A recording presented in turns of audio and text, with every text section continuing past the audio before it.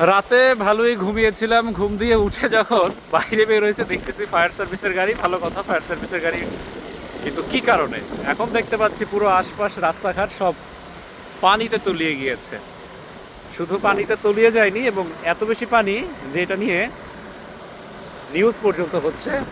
আমি দেখতে পাচ্ছি গণমাধ্যম কর্মীরা এর ফুটেজও নিচ্ছে। কোথা থেকে এত পানি এলো, কোথা থেকে এত পানি এলো? রাস্তা ফুটো হয়ে পানি বেরোচ্ছে।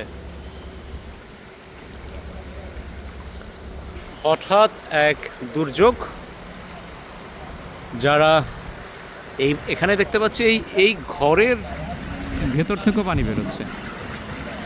যারা হচ্ছে বেসমেন্টে থাকে তাদের কি অবস্থা, আসলে তাদের অবস্থা খুব সুখকর নয়, সেটা কিন্তু বুঝতে পারছি কি পরিমাণ পানি বেরোচ্ছে। উদ্ধার তৎপরতা চালাতে ফায়ার সার্ভিসের কর্মীরা এরই মধ্যে চলে এসেছেন। তারাও হয়তো পরিকল্পনা করছেন যে কোথা থেকে এত পানি এলো, কিভাবে এই পানি সরানো যায়। এটি নিউ ইয়র্কের ব্রঙ্কসের লিটল ইয়েমেনের অবস্থা।